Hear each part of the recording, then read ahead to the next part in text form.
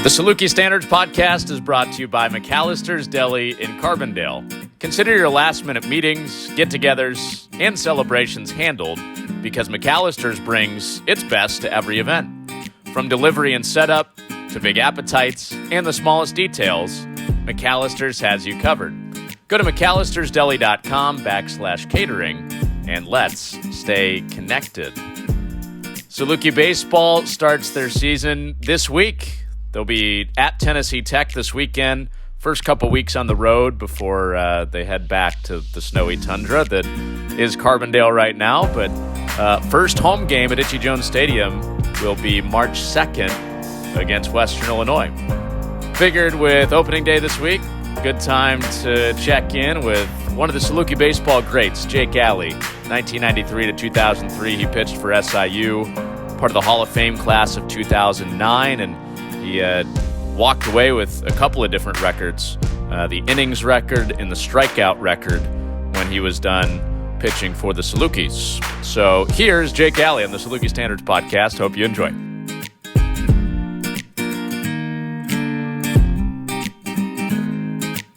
All's well here. Thanks for having me. Yeah, it's good to see. I think the last time I saw you was actually Hall of Fame weekend. Right. Yeah.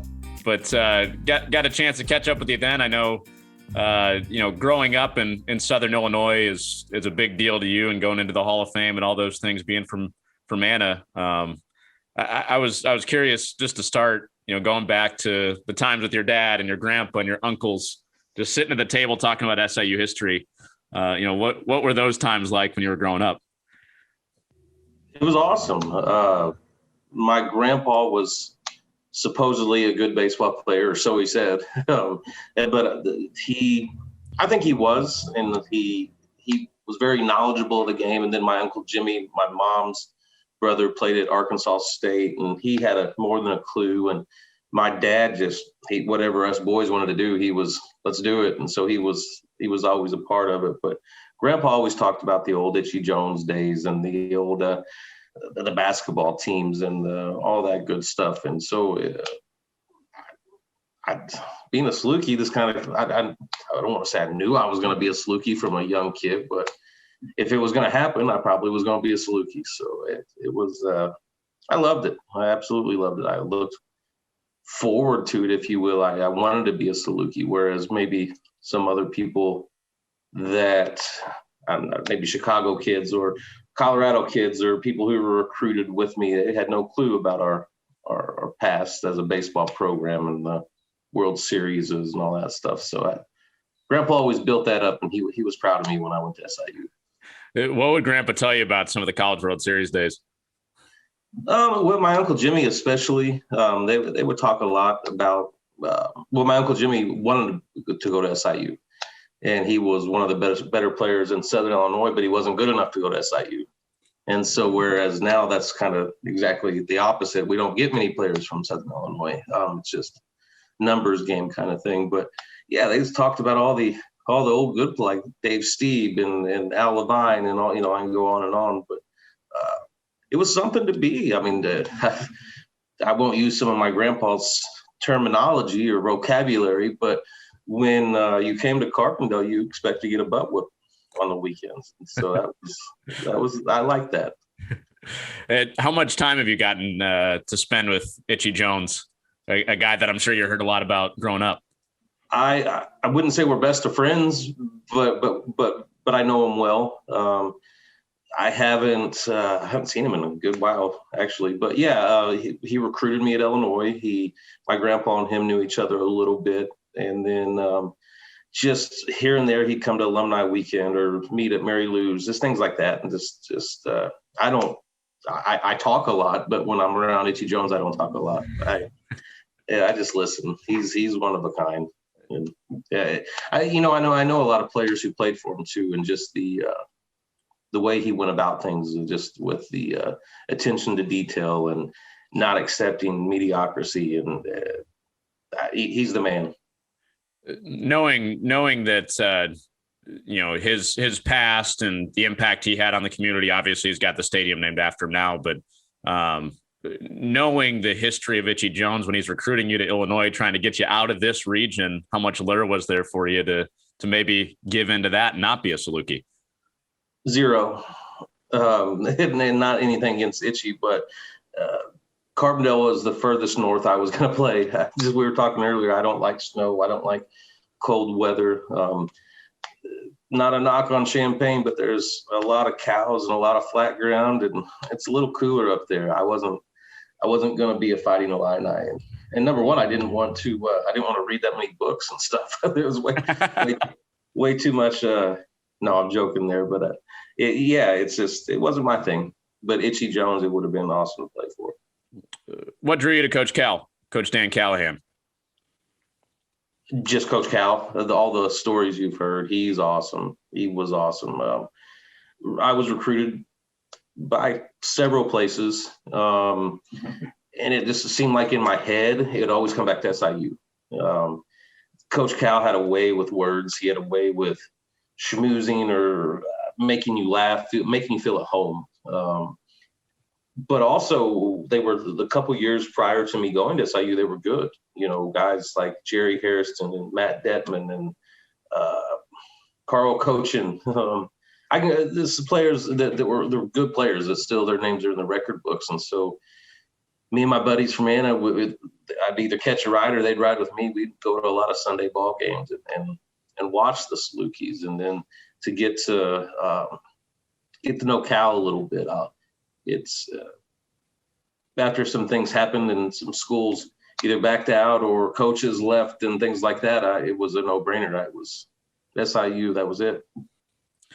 I mean, you've gone on record before and said that you didn't work hard enough outside of the lines. What role did Coach Cal have in helping you kind of find yourself and work a little bit harder? Well, Cal was like a big league coach, and he would tell you that not in those words, but he had already had his career. He expected you to do things like you're running and you're lifting and stuff. He wasn't going to be over your shoulder demanding you to do it. The price would, you're not going to play. You're not going to succeed. And that's, I don't always agree with that part about Cal, but I liked that part about Cal. I can see how people who were maybe more, I don't want to say dedicated, because pretty much my life was dedicated to baseball, but it wasn't dedicated to lifting weights and running, especially. But yeah, Coach, I just needed an attitude adjustment. I was by far a good enough student. I didn't apply myself. I was academically ineligible in my draft year, my junior year. I never should have been academically ineligible. I just didn't go to class, and he hurt my feelings. But I needed my feelings to be hurt. And so after all of that, after my junior year, my first junior year, he just said, go away, get out, I don't want to see your face. And I could have practiced with the team. I could have stayed in shape or whatever. He said, I don't want to see your face. Don't ever talk to me again until you're eligible. Well, he was the first person who called me. He knew I was eligible before I knew I was eligible. And so, he was a big part of my life, for sure. I know there are obviously things you can look at, several years in the past now, but say that doesn't happen. How do you think life turns out differently? Say you aren't academically ineligible and you are eligible your draft year. Well, I think about that every day. Now, at 41 years old, I still think about it. Maybe not as much as before, but I went to Cape Cod 3 summers.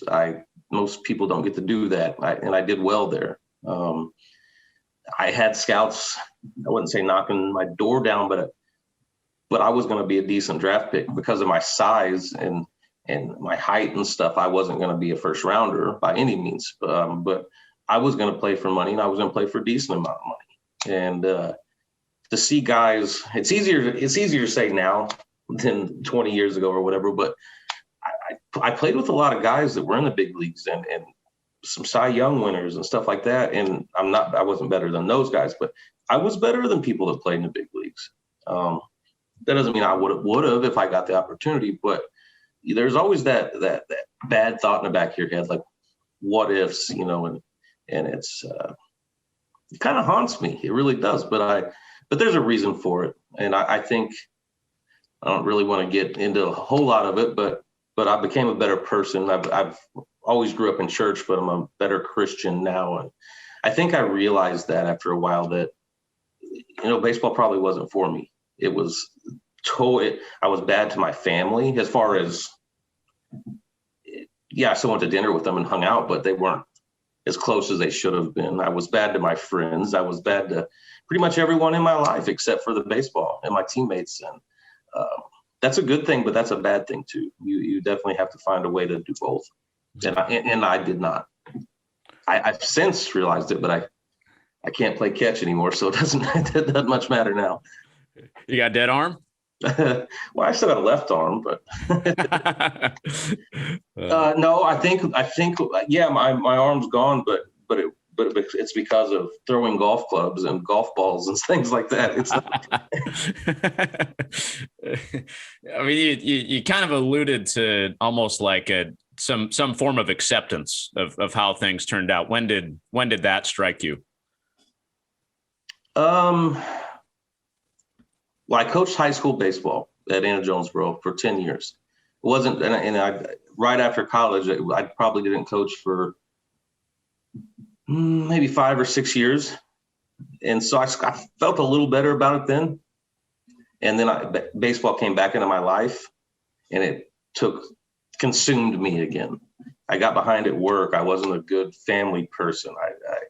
I was a good baseball coach, and we won some games, but I wasn't the person I needed to be. And so maybe 4 or 5 years I haven't coached.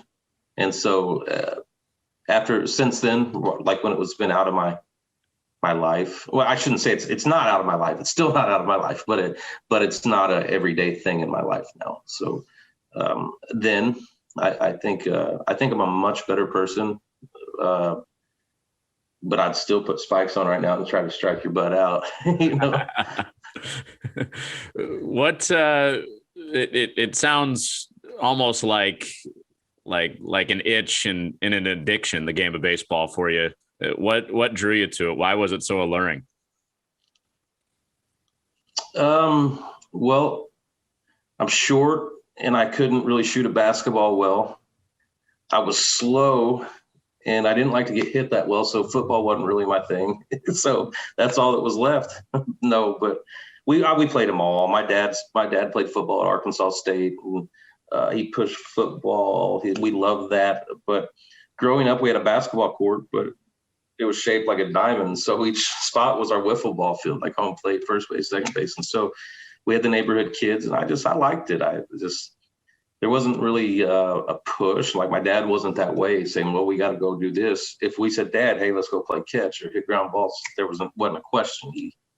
He was there, but I just loved it. I being outside, I like the sunshine. I like a lot of people don't like baseball because it's so slow and can be boring. And I don't know. I like that time. I like shooting the crap with the shortstop and you got to lull for 20 seconds or so, and then it's focus. And I don't know. Since I was a little kid, I loved baseball. And we talked about me not working hard at it. I didn't in college. I did not work hard in college. But my whole life prior to that, I did. I did. It was pretty much every day of my life. When did you become a pitcher? About 5 years old. When there was no such thing as T-ball when I was growing up, or there wasn't in Anna Jonesboro. And so then, like every kid threw, like I wouldn't say pitch, but threw. And so then, and of course my dad was coach, so I got to play more and stuff. So I was the pitcher, and then he put me at shortstop until I made a bunch of errors and stuff. But no, it's for my whole life I was a pitcher. Who was a guy you idolized when you were coming up as a pitcher? I loved Roger Clemens. Everyone loved Greg Maddux, and I did too. And I had the Greg Maddux jersey in high school and all that good stuff. But but I was more of a Roger Clemens. I'm not comparing myself to Roger Clemens. Don't take it that way, but I was more of a Roger Clemens kind of guy. Just come after you, fastball kind of guy, a competitive kind of guy, and I like the way he went about his business. I always kind of idolized him. Sure. Obviously, I didn't get to see you pitch, but when you talk to Mike Reese or Gene Green, the guys that did see you get to pitch, they always talk about the focus that you had on the mound, how you just seemed to be centered in on nothing else that was going on around you, just hitter catcher yourself. Where did that focus come from?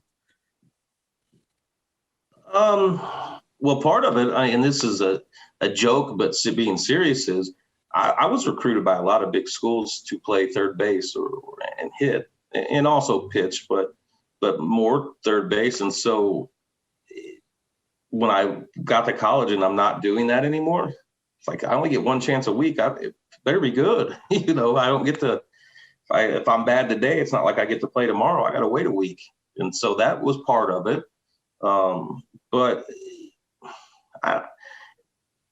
just kind of the way we were brought up in Anna. I'm not talking necessarily my family, but Anna's kind of a blue collar town. It's a working class town, and we don't take losing lightly, to say the least. And it's been instilled in me my whole life. It's what you do. If you're going to do something, do it right. And I think my junior high baseball coach preached that. My dad taught me that before. My grandpa taught me that before. But my Bill Miller, my junior high baseball coach, really, that's when you got away from dad. And all of a sudden I got a coach that isn't my dad, and that was a good thing. And not that my dad as a coach was a great thing, but having someone else who was a disciplinarian and a competitor, and that mommies didn't come to the dugout and bring their babies Gatorade for Bill Miller. You brought that before, or you came to the field for one thing, that's to win. You didn't come to socialize, and you can do that stuff after the game. So I think that's where I kind of answered your question in about 6 different ways, but that's where it started. And then Jonesboro High School's always had a pretty good baseball program, and then go into high school and Coach Biddle expecting what not many coaches in the area did. And they may say it, but it was actually an expectation at Anna. And so that's where it came from. We don't like to lose. And so you don't have any opportunities, so you better make the most of them. Yeah. With that high level of focus for 3 hours, would you be mentally exhausted after a game?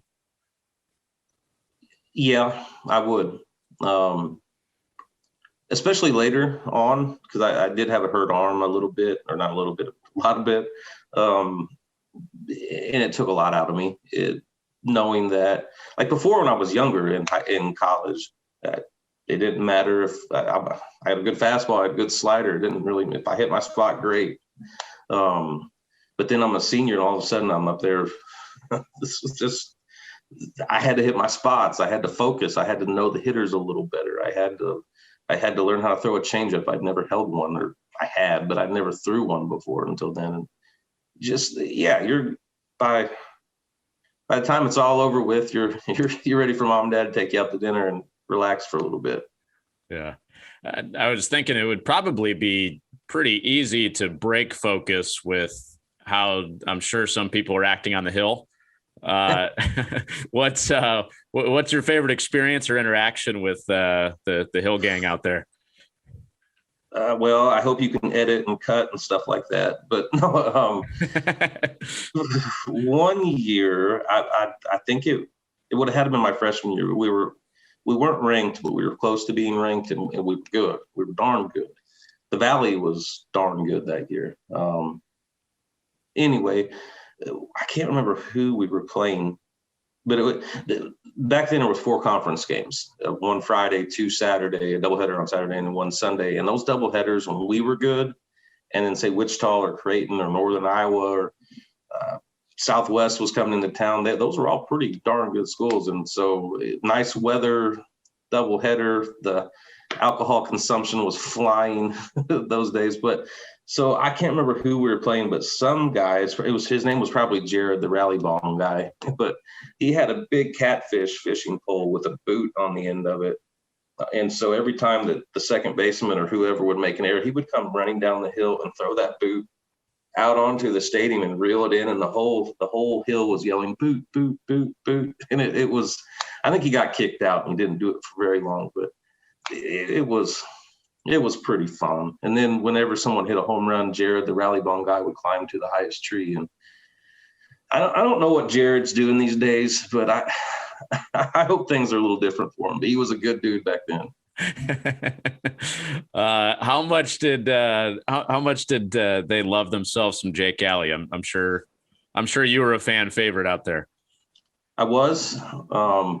Part of that is because I probably met them after the game at certain establishments. The other part, though, I was from Southern Illinois, so I had some fan base. But then I won a couple games, and all of a sudden there would be the white wife beaters with 22 Alley on the hill. I don't think that my mom or family liked the representation with, every time I'd strike someone out, there was a rally bong done or a shotgun and a beer or something like that. But no, it was a lot of fun, man. It really was. And the better we were, the more people were there. And it was the Abe Martin Field. Well, different field now, but right.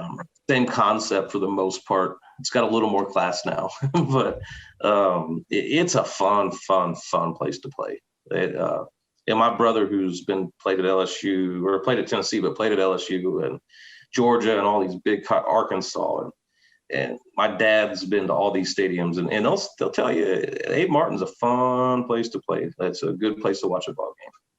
Better than Peak Box at LSU. I think my brother might disagree, but Abe Martin's a good spot. But yeah, my brother always tells the story. He was a freshman and he got cussed and yelled at all weekend long his freshman year at LSU. But then at the end of the series, he was getting on the bus and people were bringing him presents, LSU fans, and they were bringing him crawfish and like so. They give you heck, but they take care of good baseball players too. Yeah, you mentioned your close relationship with your grandfather just growing up, and the stories that he shared with you. How much did he get to watch you pitch at SIU?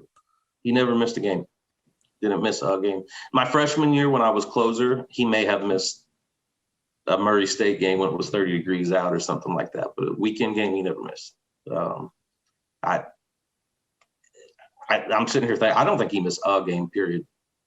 But yeah, he was, and he normally was there if the game was at 4, he was there at 2:30. He was pacing and watching, and he was the man. What do you think of your career? He was my biggest fan. It's funny, he would never tell me anything negative.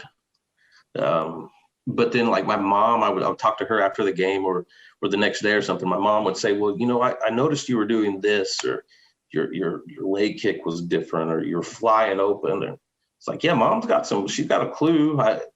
But what it was is my grandpa, part of what it was, my mom definitely knew, but part of it was my grandpa getting my mom's ear saying, hey, tell him to cut this out. He's not going to do any good without this or that. And then, so my mom was like the middleman kind of thing. So, but I had a good family. I have a good family, and very, very blessed. Yeah. I bet it would have meant a lot for him to be at the Hall of Fame ceremony a couple of years ago too. Yeah, without a doubt. My grandma was there, and I'm tearing up thinking about it. But yes, he would have loved it. He like I said, they were literally my biggest fans. My first ever start was the first game of the year, my sophomore year, South Florida. I couldn't remember if it was Stetson or South Florida, but it was South Florida. And I just remember getting off the bus. I've got a couple hours before the game, so I struggled with that. Like when I got off the bus, I was ready to go. Now I have to wait 2 hours. And so, I've learned how to relax and stuff like that. But I remember getting off the bus and walking into the stadium, and there my grandpa and grandma are. There's no one else there except for my grandpa and grandma. I was like, well, here we go. It's time. So as long as mama and papa were there, everything was all right. Yeah, that's great. You said it at Hall of Fame a couple years ago too. I mean, the the greatness that was around you at that point, not just in baseball, but, the other sports too. We talked about your relationship with Jermaine, and, Jason Frazier was right before you. You mentioned Jerry Hairston. How would you summarize just the overall atmosphere of, late 90s, early 2000s being at SIU? Baseball, I'm just going to be blunt. We were okay. It wasn't like we were world beaters. There were times when we were definitely good. But it was so fun seeing Coach Kill come in. He was there maybe 2 years of my 5, at least one, but maybe 2. And to see how he changed things immediately from the day he walked in, not just football. Just the whole athletic department and the way expectations were. But then Coach Weber came in when Coach Weber's 5 years were my 5 years. And so it was awesome. It was absolutely awesome to see how those guys were working in the weight room, how they were working in study table, not necessarily the football program at that point, but they were getting there.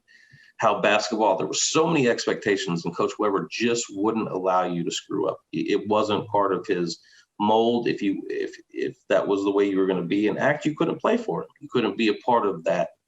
Not only couldn't you play for him, you couldn't be a part of the team. It's just he didn't allow that kind of stuff. And that rubbed off. That rubbed off on more than me. We saw that. We noticed it. And we used to have our weight room at the clubhouse, so we didn't always go to the arena a whole lot. But when we had the opportunity to, it was we needed to pick it up kind of thing. But then where you were going with it, I think I loved getting out of practice. Like me and Josh Joyner and a couple of the guys, we'd have practice, get out of the shower, and we'd sprint to Applebee's or wherever so we could have dinner, if you will, and then get back to the basketball game because it was packed, and we would have to get our tickets a day or two in advance or you wouldn't get them. And it was so fun watching Kent Williams and Jermaine Dearman, and Abel Schroeder was one of my best friends, or still, I don't talk to him a whole lot anymore. I just talk to him, but back then we were buddies. And so just the whole Saluki atmosphere back in the early 2000s, it was, I think I even used the term, it was fun to be a Saluki, and it was. Basketball being on Sports Center, and then they got College Game Day, and then there's this guy named Darren Brooks who comes in, and just I'm lucky to be a part of it. I really am. I'm talking more the Hall of Fame part of it. I mentioned that before. I was a good ball player, but to be on the wall with some of these dudes, it's humbling, very, very humbling. How did you strike up a friendship with Jermaine? Probably study table.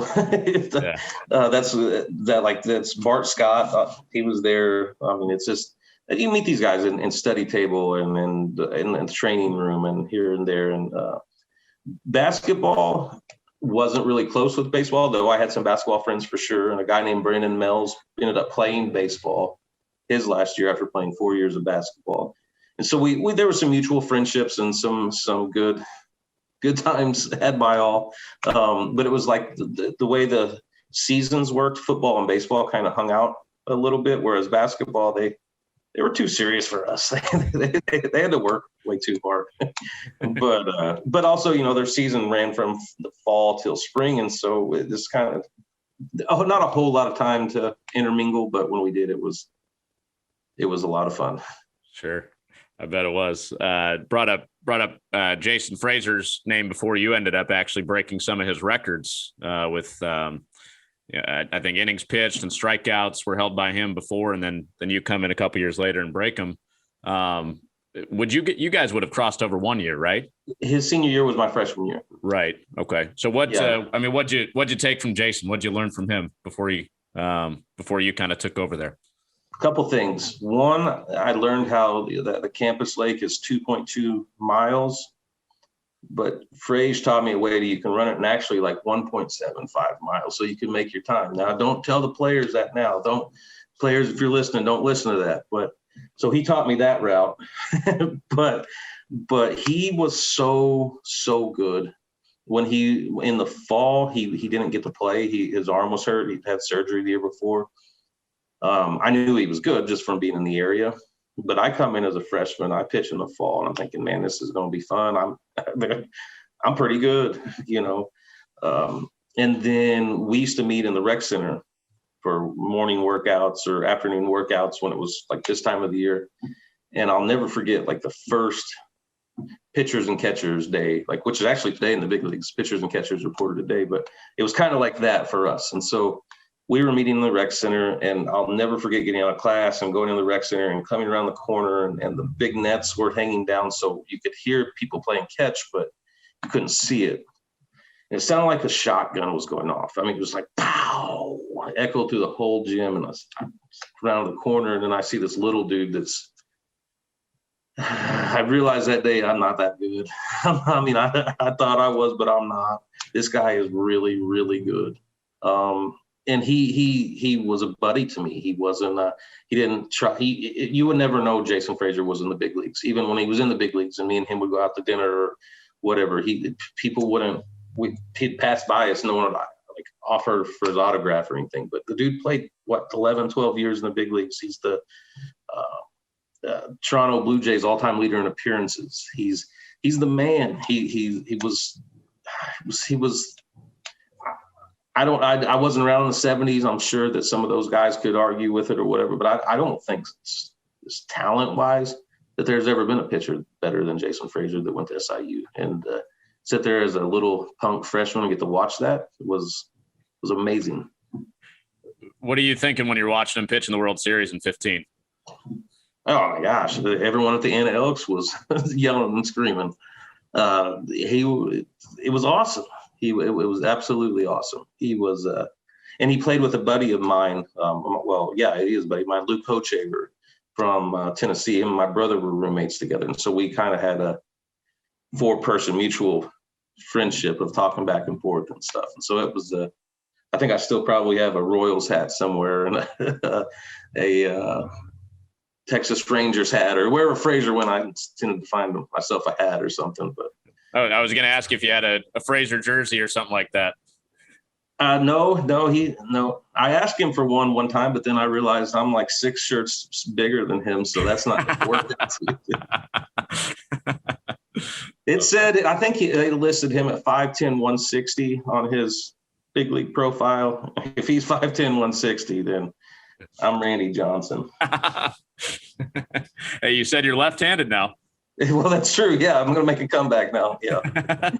Kenny Powers, number 2. Yeah. I guess let's wrap with this. You've obviously had lots of great experiences at SIU and beyond. If you're, talking directly to a current SIU baseball player, what advice are you giving? If today was your last day, how hard would you play? I would say that. I would say you're in a place where there's expectations. May not have made it to advanced past the conference tournament since 1990, and that's embarrassing. And there's expectations. There's people watching from far away, big leaguers, ex-big leaguers, Hall of Famers, I guess. Just people who spend a lot of time at Abe Martin Field that are watching. They may not send letters. They may not come to ball games, but they're watching. They're waiting. I can't wait to buy my plane ticket to Palo Alto or I'm going to a regional. I think it's going to be soon, and I can't wait. And I work your butts off, listen to Coach Rhodes, and compete your butt off. Baseball's a long season. It's you're not gonna win every game. Sorry, you're not. You're not even gonna sweep a weekend here or there. You're gonna lose, and that sucks. But it's part of it, and that makes you. That's what you have to fight through that, and do that. Make a regional. I want to go see it. Good words from a Hall of Famer. Is that cool to hear? Hall of Famer? It's I turn red in the face every time I hear it, but yes, it's pretty darn cool. It doesn't get old. I'm still taking advantage of it every time I get Coach Hill throws me shirts or this or that. It's like, well, okay, whatever. Oh, that's awesome. Well, hopefully we'll see you out at Itchy Jones Stadium this year. Yeah, yes, sir. It's I'll be there for sure when it warms up. Yeah. Well, yeah, we need that to even have games in the first place. Right. Well, thank you very much, man. I appreciate it. Yeah, thanks. I mean, it all stemmed from you reaching out about Jermaine's episode. So, well, Jermaine and I have two different personalities. Jermaine's upbeat and good. I tend to be more serious at times, but his was good. His was darn good. Yeah, we'll have a dual episode at some point. You guys can balance each other out. Get your Weber stories and maybe an impersonation or two. Perfect. That's great. Thanks for the time, Jake. All right, buddy. Thank you. That's Saluki Hall of Famer Jake Alley here on the Saluki Standards Podcast.